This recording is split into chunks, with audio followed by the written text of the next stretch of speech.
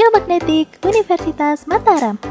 Observasi terhadap anomali geomagnetik tinggi di wilayah Kepulauan Nusa Tenggara harus terus dilakukan karena berkaitan erat dengan potensi gempa bumi di wilayah ini. Berkaitan pula dengan keberadaan potensi geotermal di wilayah ini. Oleh karena itu, kegiatan penelitian dan survei berkaitan dengan anomali kemagnetan dan keberadaan potensi panas bumi harus terus dilakukan. Sehingga dibutuhkan wadah pusat unggulan geomagnetik agar kegiatan tersebut dapat dilaksanakan secara konsisten. Tujuan dari kegiatan ini adalah sebagai Center of Excellence untuk pengembangan studi kemagnetan bumi dalam ranah ilmu pengetahuan dan teknologi serta aplikasi yang berdampak langsung pada pengembangan sosial ekonomi masyarakat. Kegiatan PUI Geomagnetik. Observatorium Geomagnetik Lombok atau LOK di Desa Rembitan, Kecamatan Puju, Lombok Tengah. Observatorium Geomagnetik merupakan tempat dilakukannya pengamatan medan magnetik bumi dalam jangka waktu lama dan secara terus-menerus. Sebagai pusat penelitian geomagnetik, objek studi, dan wisata pendidikan, eksplorasi sumber daya alam, khususnya geotermal dan mineral. Stasiun Geomagnetik Nurul Bayan di Nurul Bayan, Kabupaten Lombok Utara. Peresmian Stasiun NRB di Nurul Bayan, Kabupaten Lombok Utara. Penelitian dan publikasi The First ART International Conference on Applied Electromagnetic Technology. The Second AMT International Conference on Applied Electromagnetic Technology. The Third AMT International Conference on Applied Electromagnetic Technology. Pelaksanaan tahun 2022. Tunggu informasi selanjutnya. Pengukuran medan magnetik dan medan listrik pada saluran udara tegangan tinggi atau SUTT, layanan kunjungan dari institusi dalam negeri maupun luar negeri.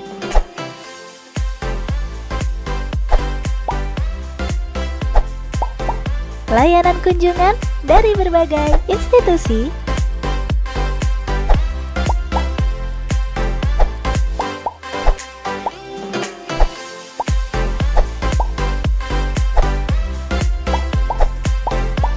kegiatan pengamatan gerhana matahari yang dilakukan bersama BMKG, kerjasama bersama LAPAN.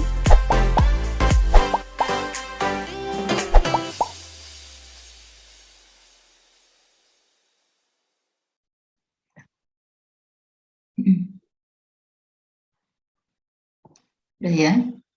Bismillahirrahmanirrahim. Assalamualaikum warahmatullahi wabarakatuh. Waalaikumsalam warahmatullahi wabarakatuh. Selamat pagi semuanya ya, adik-adik yang ada di sana. Saya baca namanya dulu ya. Hairu Rahmadi Putra. Gimana kabarnya, Hairu? Alhamdulillah baik, Bu. Baik ya. Insan Adibuana. Alhamdulillah baik, Bu. Alhamdulillah. Friedrich Benaya Situmorang. Baik, Bu. Baik ya, di mana sekarang? Lagi di kos, Bu. Kos di Mataram? Iya, Bu, di Mataram. Oke. Lalu Zulkifli Aziman. Ya, Bu. Baik, alhamdulillah. Di mana ya? Posisi? Lagi di rumah teman, Bu, sambil ngerjain tugas. Oke. Muhammad Irsal Fajri. Iya, Bu. Di Lombok Timur? Di kampus, Bu. Di kampus. Iya. Oke, baik. Kemudian siapa nih? Nurholis Majid. Baik, Bu. Baik, di mana posisi? Lagi di Mataram, Bu. Mataram. Udah banyak yang di kampus ya sekarang ya? Iya, Karena Bu. kemarin praktikum ya kalian ya? Ya, praktikum. Oke. Jaga kesehatan ya dan jaga semuanya ya. Iya, Bu. Sebagainya ya, walaupun sudah berkumpul. Salman Agakan. Alhamdulillah baik, Bu. Baik. Di mana Salman? Di rumah, Bu. Rumah di Lombok Timur? Di Sumbawa. Masih di sana ya. Oke. Sana hujan tadi malam atau enggak? Enggak hujan di sini, Bu. Enggak. Oh, kami di sini banyak hujan sejak kemarin. Ya, Alhamdulillah.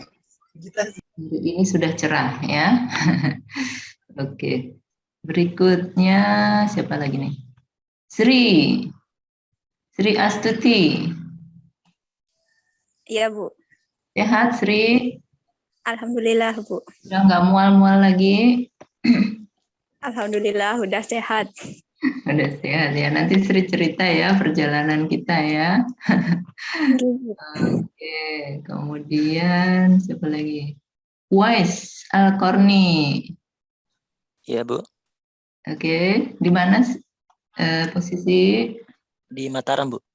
Mataram. Oh, iya, di Mataram juga ya. Banyak tadi ya di Mataram ya. Zulfikar. Hadir, Bu. Hadir. Posisi di mana? Lagi di rumah, Bu. Di Lembar, Lombok Barat. Lembar. Oh, ada yang tinggal di Lembar ya. Sudah mengumpulkan itu tugas IGRF? Zulfikar? Sudah, Bu. Saya baca nggak ada yang Lembar kemarin.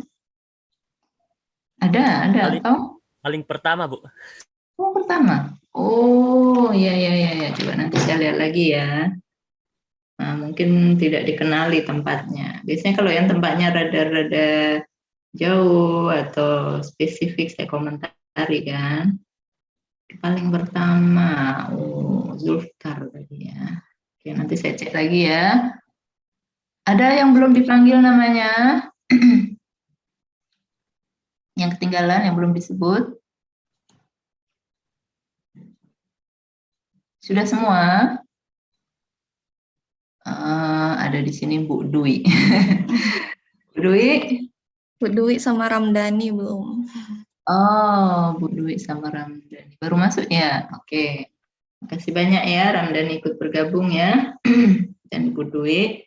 Jadi, baik, kita langsung aja ya ke materi. Nanti kita akan paparkan ini materinya. Kemudian tadi saya disampaikan Mbak Keken ya, jadi kita nggak usah nunggu sampai akhir saya memaparkan baru Anda bertanya. Jadi sepanjang kita menyampaikan ini, silakan kalau ada yang ingin diperjelas atau ada yang ingin dikomentari ya, atau mungkin Anda punya data lain ya, bisa didiskusikan ya seperti itu. Oke, jadi saya buka dulu aja ya. Sudah semua menerima kan di itu saya share di WA group ya. Anda juga bisa buka di sana. Saya share aja di sini supaya lebih jelas.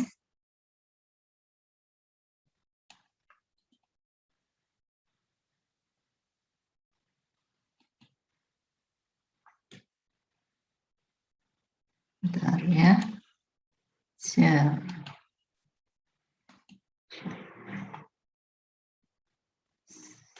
Gimana? Sudah terlihat di sana?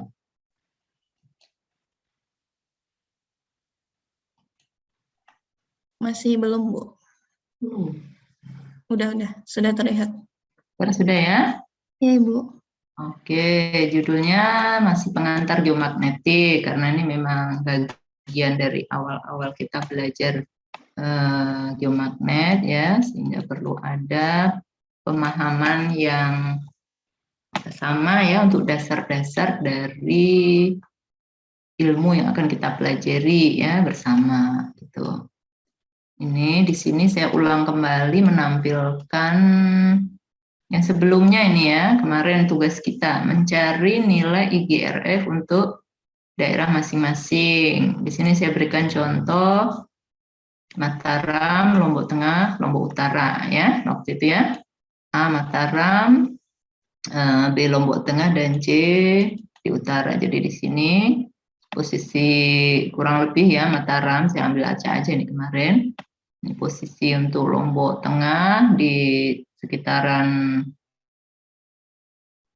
observatorium geomagnet ya, kita ambil di sini. Kemudian di sini ketutup ini, sebenarnya ada di balik sini. Posisi dari stasiun Nurul Bayan ya. Nah, kemarin ada teman-teman kita yang sudah sempat ke sana ya, termasuk Sri ya, makanya Sri nanti saya minta cerita tuh perjalanannya. perjalanan Sri yang menyenangkan atau apa Sri kemarin? Menyenangkan, Bu. Menyenangkan Tapi ya. Tapi Walau- kenapa? Kenapa Sri? Putus-putus nih, nggak begitu jelas suaranya.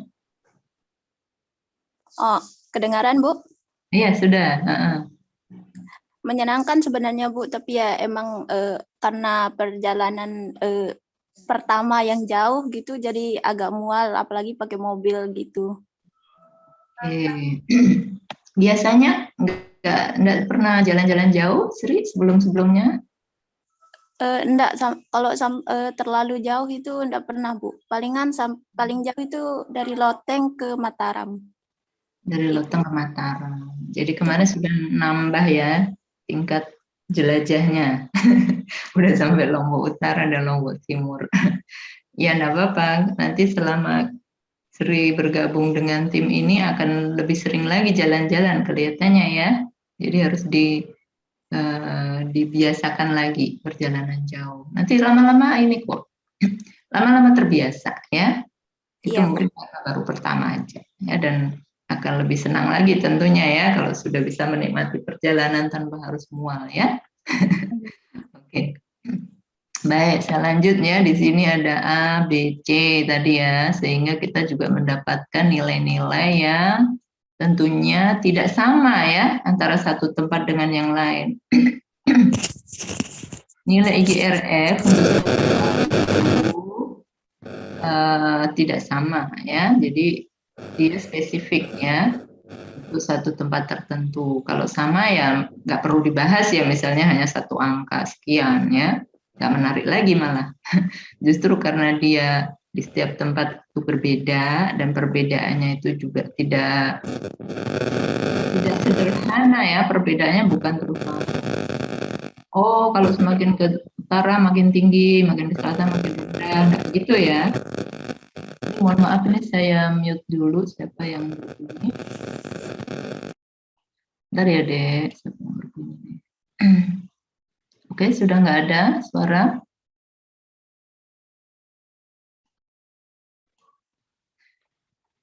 Jadi saya ulang tadi ya, untuk IGRF sendiri itu bukan suatu persamaan yang mudah kita berikan, oh bahwa misalnya ke arah utara pasti makin tinggi, ke arah selatan makin rendah, tidak begitu.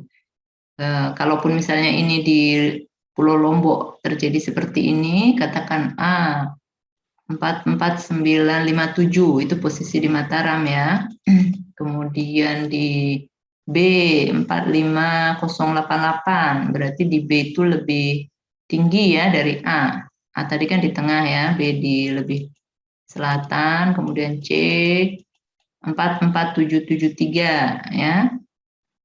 Berarti lebih rendah lagi dari A. Jadi seolah-olah kalau misalnya ke utara berarti lebih kecil, ke selatan lebih besar ya. Seperti itu ya kalau di sini di Pulau Lombok. Tapi tidak semua pulau atau tidak semua tempat di dunia ini seperti ini polanya ya. Setiap tempat memiliki pola yang berbeda-beda untuk IGRF-nya ya. Nah, makanya kemarin kita coba ya sampling juga di tempat-tempat kalian masing-masing ya. Coba supaya Anda juga tahu ya kurang lebih berapa sih nilai kemagnetan yang ada di sekitar tempat tinggal kalian masing-masing ya. Dan ada yang mengirim kemarin ya dari Kalimantan. Siapa kemarin yang mengirim Kalimantan itu ya? Siapa kemarin? Ada ya? Saya, Bu. Hah? Erik ya? Makanya Ya, kenapa? Anda sekarang udah di Mataram?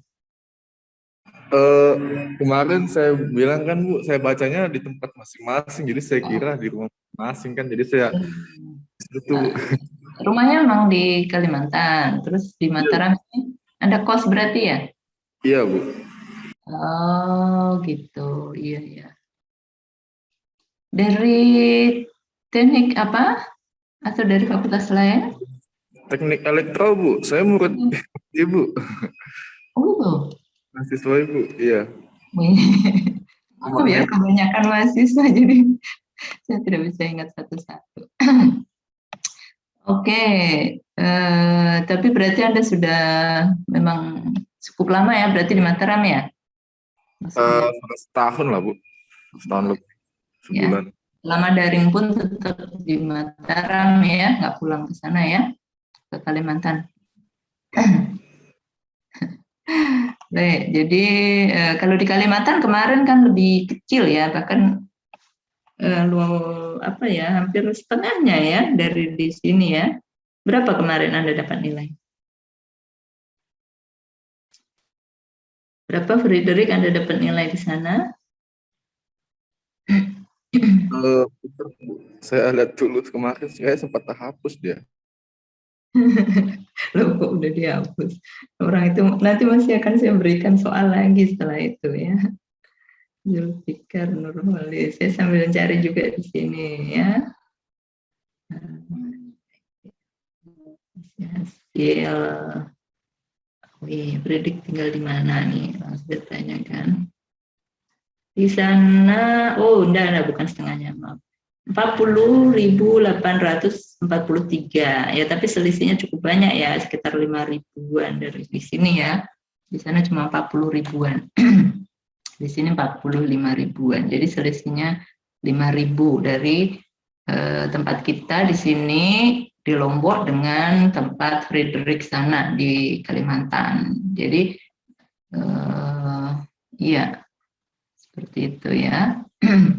Ada tempat-tempat lain yang jauh lebih kecil lagi, seperti yang di background saya itu ya, yang nanti saya jelaskan lagi. Di sana ada warna-warna yang sangat ekstrim itu ya, biru itu. Nah, di situ mungkin hanya sekitar 20 ribuan ya nilainya. Jadi sangat kecil. Nah, cara membaca hasil ini ya, selain kita melihat F, Anda kan melihat banyak di situ ya. Ada D, I, X, Y, H, Z ya. Nah, ini dinamakan komponen. Di sini makanya di sini maksudnya komponen ya. Komponen-komponen dari geomagnet itu tidak hanya F aja. F ini kita sebut sebagai komponen total ya, atau medan magnet yang keseluruhannya ya, besaran skalarnya ya sebesar ini 44.773, satuannya nanotesla ya. Ini semua satuan nanotesla ya. Untuk medan magnetnya. Nah, di sini ada ada komponen itu, nanti saya jelaskan satu persatu ya, apa itu D, I, X, Y, H, Z ini ya, akan saya jelaskan di halaman berikutnya. Nah, di sini ya sebelumnya ada baris pertama MF. MF itu magnetic field, jadi harga medan magnetnya berapa. Ya, tadi ini misalnya, ini harga-harga medan magnetnya ya. Semuanya dalam nanotesla, kecuali dua kolom pertama ini ya. Kalau dua kolom pertama ini adalah harganya dalam bentuk sudut ya, itu ya. Sudut ya. Sudut dalam derajat ya. Berapa derajat. Ya. Kemudian sebentar, ini ya, SV yang baris kedua ini adalah secular variation, jadi variasi sekuler bahasa Indonesianya. Itu adalah berapa perubahannya, berapa nilai perubahannya. Secular variation di sini, kalau di sini semuanya pasti juga nanotesla ya, per tahun. Jadi per tahunnya katakanlah di sini F di posisi Lombok Utara tadi ini kan 0,5 ya. 0,5 nanotesla per tahun. Ya kalau plus berarti bertambah ya. Bertambah sebanyak 0,5 nanotesla setiap tahunnya. Jadi katakan ini kita anggap diukur di tahun 2021 ya, di sini kan. Nih tanggalnya 24 April 2021. Besok setahun lagi di 2022 di bulan April kalau Anda mendownload data IGRF seharusnya Anda mendapat nilai 44.773,5 ya. Seperti itu. Karena bertambah kan? Ya. Sebaliknya kalau min, di sini ada yang min ya, min 39,4, berarti dia setahun lagi diperkirakan akan berkurang ya. Sebanyak berapa? Sebanyak ini 39,4. Jadi kalau di sini 596, dikurang ya.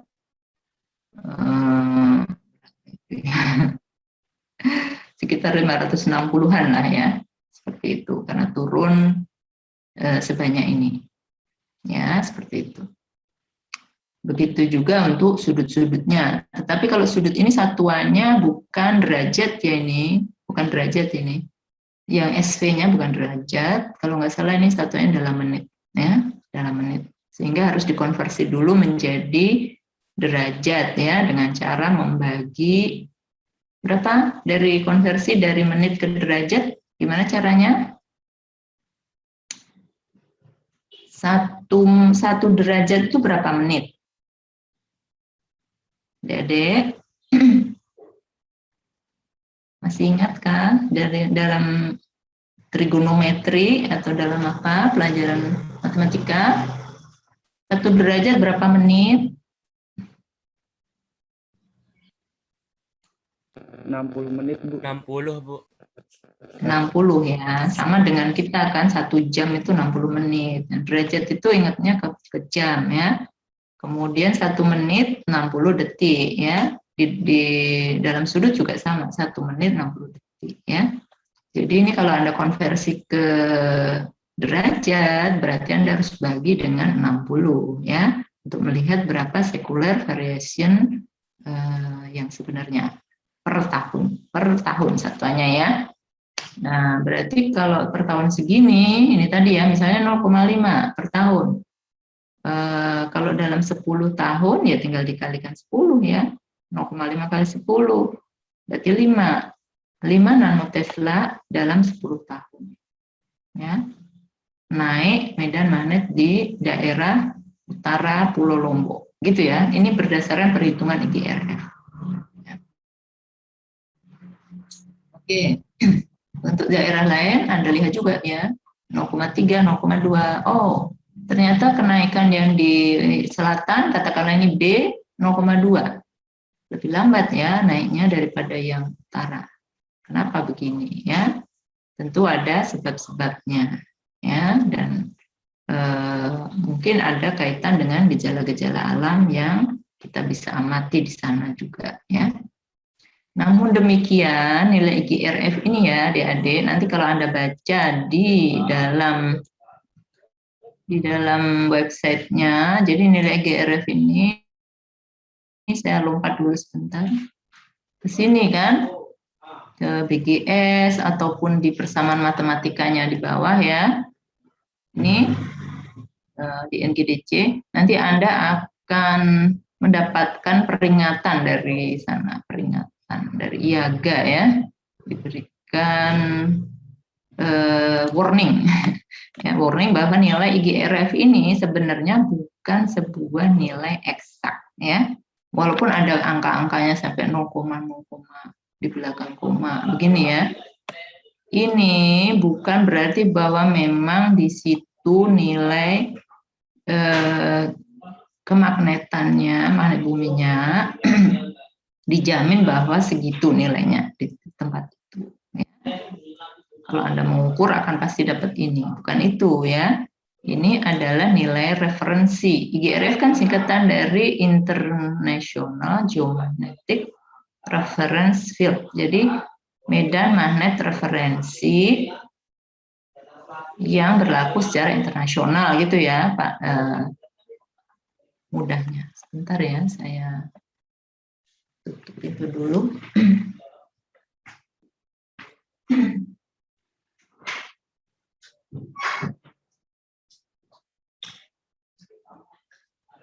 Oke, baik. Jadi tadi ya, itu bukan sebuah nilai eksak gitu.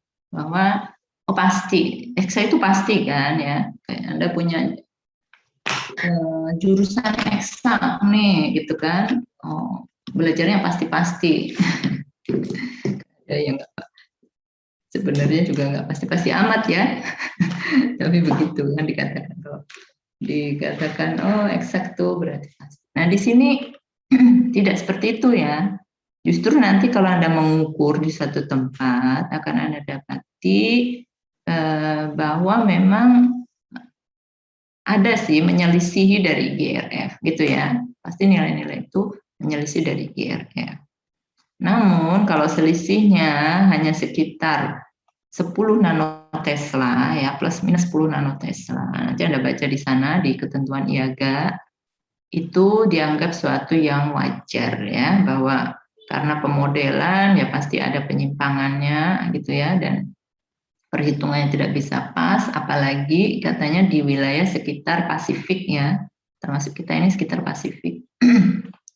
Karena di sana jumlah observatoriumnya sangat kurang, sehingga untuk memodelkan ini di wilayah Pasifik agak lebih kurang ya, agak kurang teliti ya dibandingkan di wilayah-wilayah lain. Katakanlah di wilayah Eropa atau di Amerika yang jumlah observatoriumnya memadai ya. Seperti itu. Tadi ya 10 plus minus 10 nanotesla itu sebagai error dari modelnya. Namun selain itu ya, Anda juga kalau mengukur di Lombok ini tidak hanya 10 nanotesla nanti penyimpangannya ya. Banyak, bahkan ada yang sampai 1000 ya. Di beberapa tempat itu 1000 nanotesla, entah plus entah min dari di sini. Nah, itu nanti akan kita bahas, tidak sekarang ya, tidak di pertemuan ini. Itu nanti mungkin pertemuan depan ya. Ada yang namanya anomali ya, anomali penyimpangan dari nilai yang direferensikan ya. Dan anomali sekitar 1000 nanotesla itu merupakan anomali yang kuat ya kalau sampai sekian ya.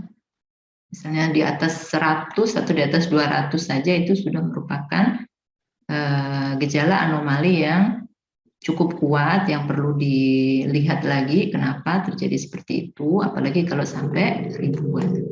Oke ya.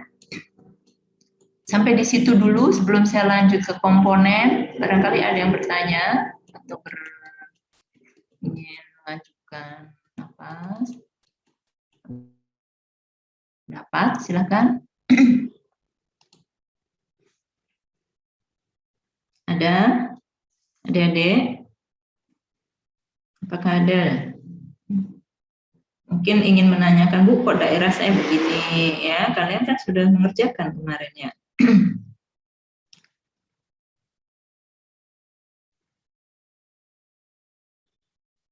Halo?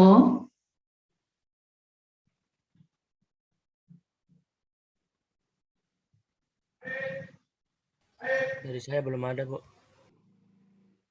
Saya siapa? Zulfikar tadi ya? Iya, Bu, Zulfikar. Zulfikar belum ada. Ini Insan, ini ada enggak Insan?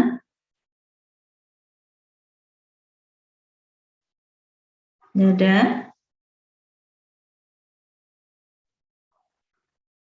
Insan ini siapa Malu sih? kayaknya, Bu. Insan ini adanya Ikin ya? Iya, Bu. Oh, pantasnya nih kan saya tulis nih. Insan kenapa rumahnya deket Mbak Keken ini kan? Terus dia nggak jawab. Serumah, Bu. Ini saya lihat petanya loh, kok Jalan Merdeka sih ini? Punya rumah Keken, jadi dia salah ngambil nilai rumah Mbak Keken gitu loh. Oh, ternyata ini adiknya. Insan di mana dia mau ditanya? Lewat chat, Bu, ini. Coba dibacakan, saya nggak bisa lihat Ini, chatnya. apakah bencana alam dapat mempengaruhi perubahan nilai IGRF di suatu tempat? Insan yang bertanya, Iya, Bu. apakah bencana alam dapat mempengaruhi nilai IGRF suatu tempat? Yang ditanya tadi nilai IGRF ya. Kalau nilai IGRF itu ya kan sudah diteoritiskan, jadi ya tidak ya jawabannya kalau di situ kalau nilai IGRF yang ditanya.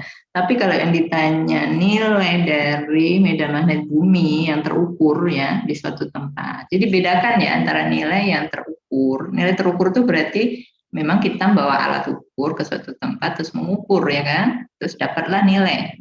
Kita baca di alatnya itu berapa nanotesla, berapa derajat deklinasi dan inklinasinya ya. Itu nilai terukur. Kalau nilai IGRF ya tadi di insan dan yang lain-lain itu adalah nilai yang memang diteoritiskan ya dihitung secara persamaan matematika ya. Walaupun nilai yang dihitung ini juga berdasarkan hasil-hasil pengukuran dari tahun-tahun sebelumnya gitu ya. Jadi saya sebentar mungkin sejarah IGRF-nya juga perlu saya singgung ya. Kayaknya nggak apa-apa ya kita sambil lompat ke belakang aja. Ini kan slide ini juga Anda bisa naik turunkan. Jadi ini dia kan. Nah di sini ada persamaan matematis ya. Persamaan matematis bagaimana menghitung nilai IGRF. Persamaannya seperti ini ya. Kalau nanti Anda di informatika atau mungkin di mana ya yang komputasi lah ya gitu ya. Ini menarik sebenarnya ya untuk Anda jadikan sebuah kajian ya. Pertama kenapa persamaannya ini ya. Ini persamaan memang udah dirumuskan banyak ahli ya dari sejak tahun 60-an ya. Bahwa spherical harmonis namanya ya. Bahwa bumi kita ini kan bulat ya. Makanya spherical namanya kan. Spherical harmonik. Jadi harmonisa yang terjadi dalam suatu benda bentuknya bulat kayak bola ya, sferis. Nah, bentuk bola bisa dimatematikkan dalam koordinat seperti ini kan.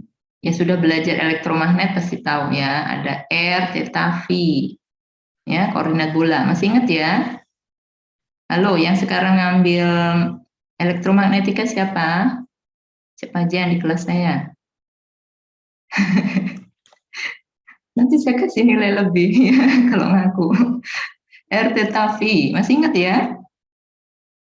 Koordinat bola. Halo. Mana nih mahasiswa nih? Ya, Bu. Benar? Ingat ya? Oke. Nggak apa-apa, nggak akan saya uji ingatannya. R, theta, V. Ya, jadi ada sudut-sudutnya ya. Kemudian ada R. R itu jaraknya ya, jarak dari titik tengahnya. Dalam kasus bumi juga seperti itu ya, persamaan ini diberlakukan. Ya, di mana R ini berarti ketinggian ya kan, ketinggian suatu tempat diukur dari inti bumi ya. Anggap inti bumi itu koordinat 0, 0-nya di sana ya, pusatnya. Pusat inti bumi 0. Jadi kalau Anda di satu tempat ketinggiannya katakanlah di permukaan laut 0 meter ya, berarti Anda R-nya ini sesuai dengan jari-jari bumi, di mana jari-jari bumi dianggap ini rata-rata 6.371,2 km ya. Seperti ini R Anda ya. Tapi kalau Anda naik gunung misalnya ke Sembalun ya, naik dia R-nya ya. Berapa di sana? Siapa yang kemarin ikut ke Sembalun siapa? Berapa ketinggiannya kita kemarin di daerah Sembalun Bumbung katakanlah. Siapa yang ikut naik kemarin dan bawa GPS? Ada di sini? Hairu ya? Iya Bu, saya yang bawa GPS-nya. Berapa itu ketinggiannya? Anda cek nggak? Nggak saya perhatikan Bu, cuma langsung pelot-pelot aja gitu. Saya juga kurang paham cara bacanya Bu yang kemarin. Loh, kok nggak nanya sama Kak Hasmi?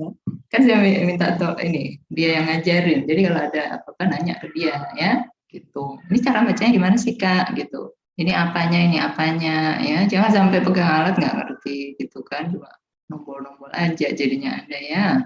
Sayang sekali. Lain kali ya kalau megang alat Anda mencoba memahami ya. Dan kalau nggak tahu ya bertanya lah ya. Kalau Hasmil nggak mau jawab tanya ke Kasya.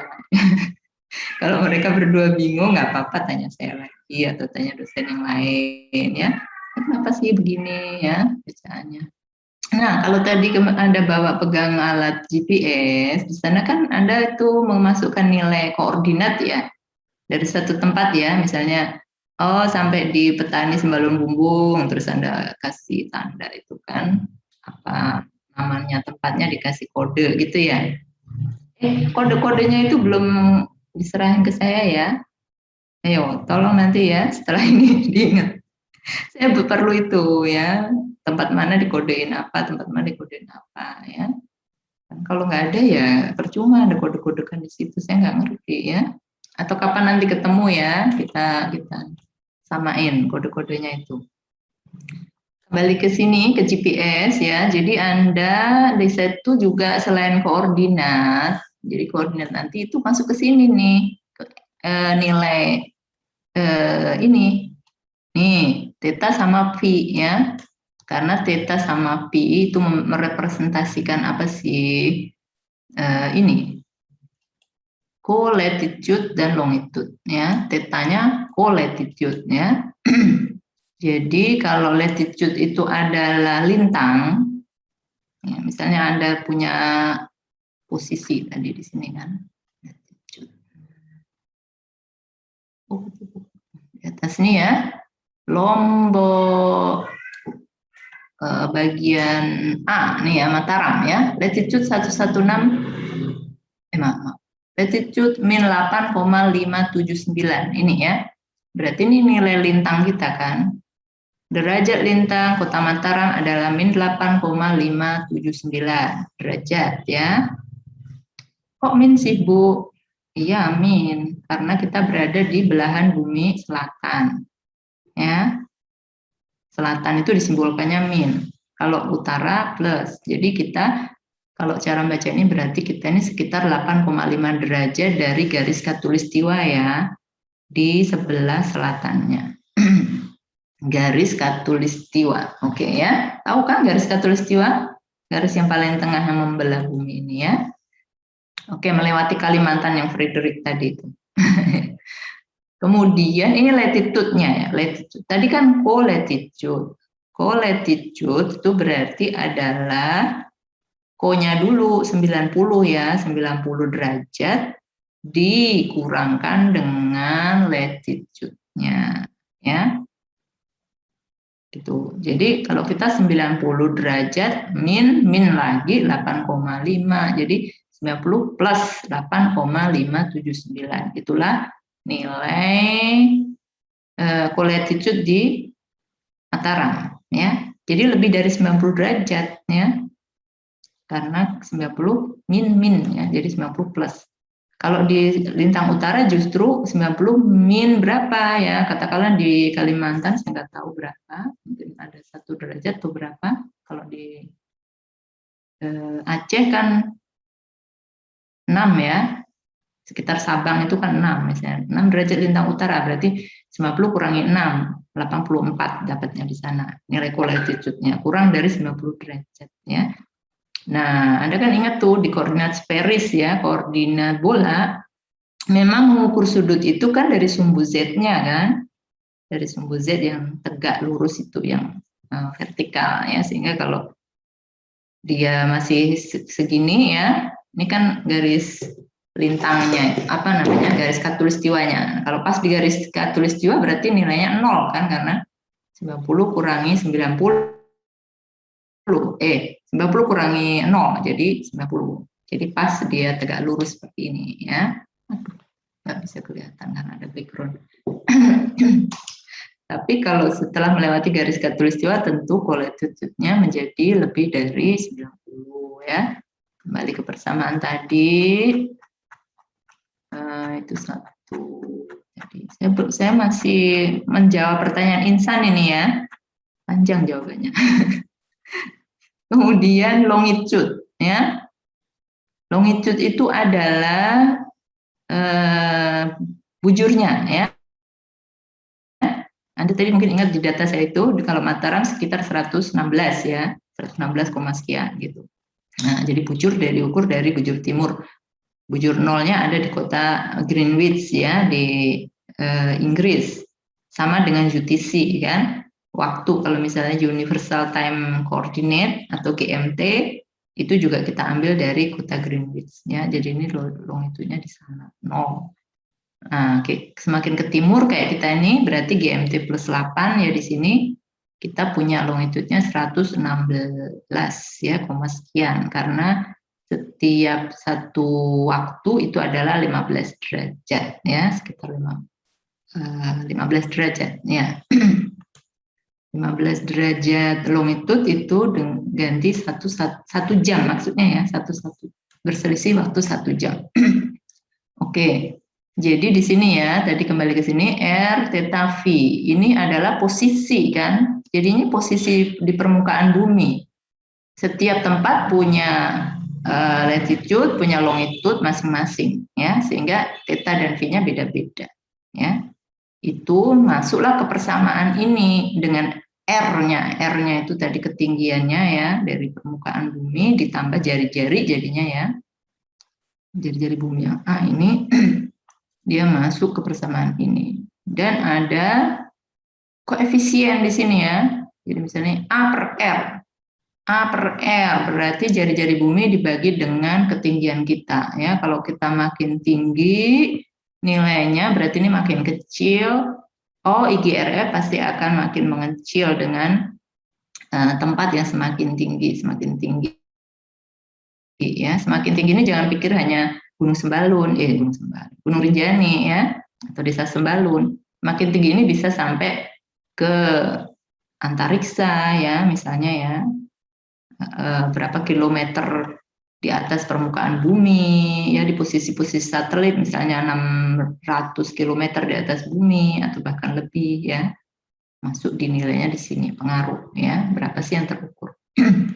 A per R. Nah, kemudian tadi ini koefisien inilah yang setiap saat 5 tahun sekali ya, 5 tahun sekali ditetapkan oleh IAGA. Berapa sih koefisien G dan H ya? GNM dan HNM ya, berapa? Jadi ada nanti tabelnya ya, kalau Anda buka di ini, nanti saya berikan referensi aja ya. Tabel dari IGRF ke-13 misalnya, G-nya berapa, hanya berapa untuk N dan M. N dan M-nya mana? N dan M-nya itu berakhir di sperik keberapa ya, di harmonik keberapa. Kalau sekarang karena IGRF ke-13, harmonik ke-13 diambilnya ya, N-nya. Sehingga ini berjalan ya, komputasinya berjalan dari 0 sampai N, di mana N-nya ini dimulai dari sini, N sama dengan 1, N besarnya adalah 13. Jadi nanti ada G11 misalnya, G11, G01, kemudian G11, 2, G02, gitu ya. Kemudian G03, G13, G33, G23 gitu ya. Ada koefisien-koefisien seperti itu ya, yang akan kita pakai untuk menghitung. Nah, ini kan penjumlahan ya, penjumlahan. Ini dijumlah, dikalikan dengan cos-nya, kalikan dengan sudutnya ini ya, sudut dari longitude-nya. Kalau di sini sudut juga dari longitude-nya ya, sini cos, di sini sin, seperti itu. Ditambah di sini dari pengaruh tadi apa, kolatitude-nya ya. Dan di sini masih ada P. Nah, ini P ini Anda harus belajar matematika ya. Karena P ini adalah Smith semi-normalized associated Legendre function ya. Jadi kompleks ini ya, suatu fungsi yang disemi normalisasikan dari deret Legendre. Ya mungkin Anda belum pernah dengar ya, kecuali anak matematika. Di MIPA mungkin diajarkan fungsi Legendre. Saya dulu di elektro waktu saya belajar di S1 ya kenal dikit-dikit ya, diajarin sama dosen saya ya.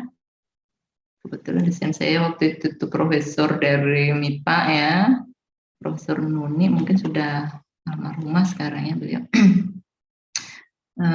semua diajarkan, jadi termasuk ini juga, walaupun saya nggak begitu ngerti apa sih fungsi Legendre, pokoknya ada sebuah fungsi dengan isinya deret-deret dan ada koefisien-koefisiennya, nah itu masuk ke sini ya. Tadi kembali kalau Anda mempunyai senang pemrograman, ini sebenarnya sangat menarik ya, dan memang ada programnya ini ya dalam bentuk Fortran di sana ya, dan juga Python ada juga ya di pemodelan IGRF ini. Nanti dicek aja di sini ya, di situ ya. Karena tadi dia menghasilkan nilai-nilai yang begitu kompleks akhirnya. Ya, contoh misalnya ini kan, ini nilai total F akhirnya di seluruh permukaan bumi kalau diplotkan dengan fungsi tadi, ini dia hasilnya ya. Ya kan, dia bukan garis lurus ya, melainkan ada dia di sebelah sini ada seperti ini pusaran-pusaran ya, sini ada pusaran-pusaran, nah di tengah sini pun ada, sini ada ya. Jadi ini menunjukkan kekuatan di sini, kekuatan medannya ya, intensitasnya berapa. Di sini lebih kuat, berarti di sini ini kita bisa katakan ini kutub ya, karena ini paling kuat kan. Kutub adalah daerah yang garis-garis medannya paling rapat ya, atau kalau di kekuatan medannya paling kuat ya, intensitasnya paling tinggi di sini ya. Kemudian di sini juga ada kutub, jadi ada 2 kutub ya. Benar, berarti dipol gitu kan, kutub utara, kutub selatan, meskipun juga tidak benar-benar dua dalam bentuk pasangan gitu ya, tapi boleh dikatakan ada 2 kutub di bumi ini ya, kutub utara dan kutub selatan. Nah, di tengah-tengahnya adalah nilai-nilai yang lebih rendah ya. Bahkan ada nilai yang sangat rendah di sini yang saya katakan tadi ya, mungkin hanya sekitar 20 ribuan, 25.000 sampai ke bawah di sini di South Atlantic. Ini nilai IGRF tadi ya, hasil dari perhitungan matematis dari pemodelan yang dihasilkan dari hasil pengukuran selama sekian puluh tahun di observatorium yang tersebar di permukaan bumi.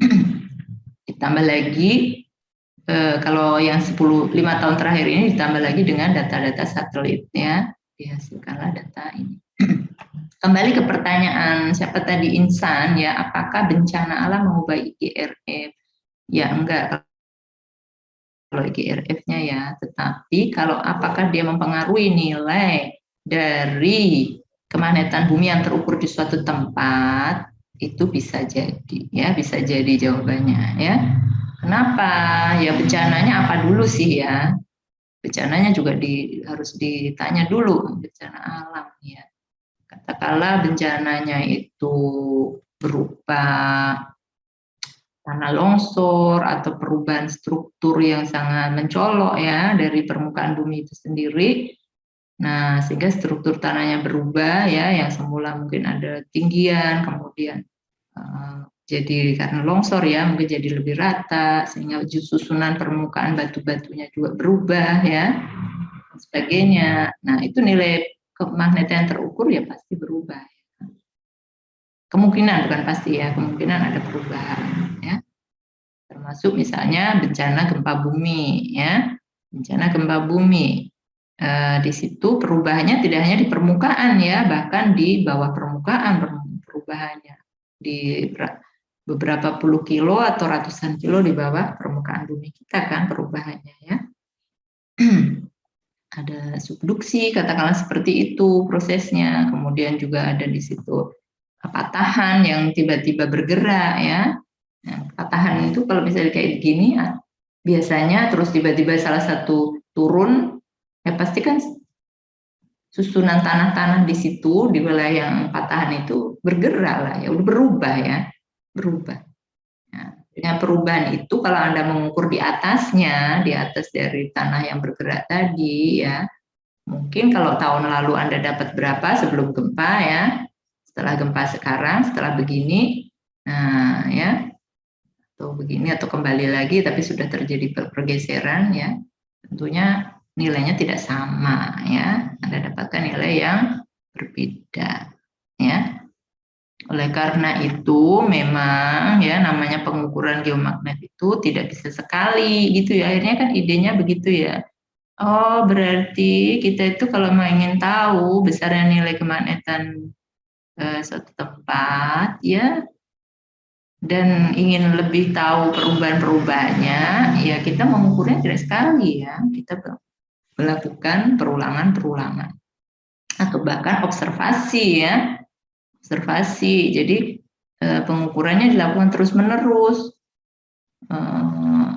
dalam jangka waktu yang lama, itulah namanya observasi ya, seperti itu. Sehingga kita benar-benar yakin apa sih yang terjadi, naikkah atau turunkah, kalau naiknya berapa, turunnya berapa ya. Kenaikan sedikit pun kalau bisa kita catat kan, nah, kita record gitu ya di dalam catatan kita. Itu yang dilakukan oleh observatorium di seluruh dunia ini, seperti itu ya. Tugasnya adalah melakukan pencatatan nilai medan magnet di tempatnya masing-masing ya, yang nanti kemudian tadi dilaporkan ke IAGA untuk dijadikan sebuah model bersama ya, atau kalaupun tidak itu bisa digunakan untuk keperluan dari masing-masing tempat sendiri ya, untuk menunjang survei-survei yang berkaitan dengan geomagnet atau studi-studi yang berkaitan dengan geomagnet di wilayah masing-masing ya, seperti itu. Gimana Insan?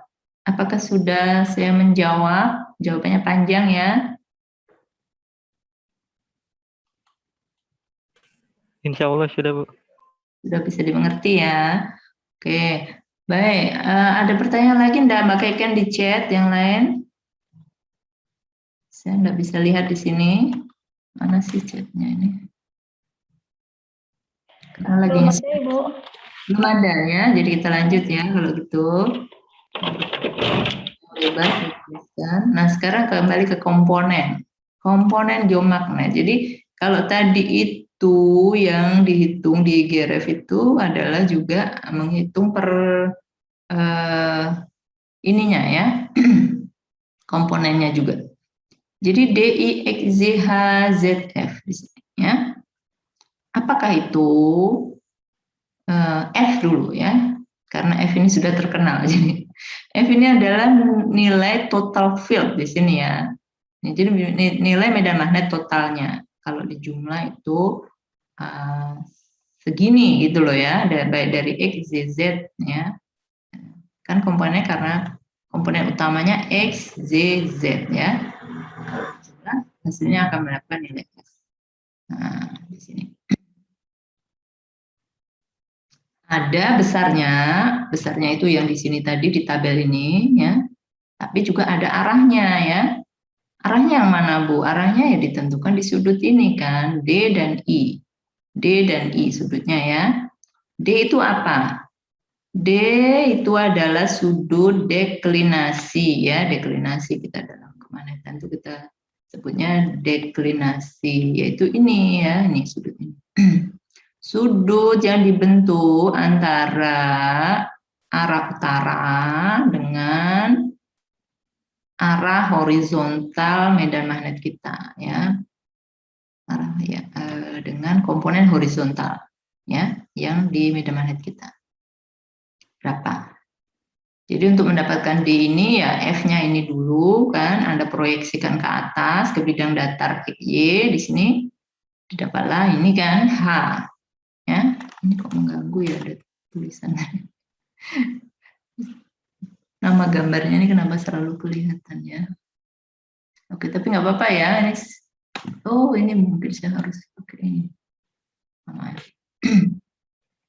Didapatkan H, kalau dari H ini kita ukur kemiringannya atau selisih sudutnya terhadap X ya, diukur dari sini ke sini ya, dari E ke arah Y, itulah nilai deklinasi ya.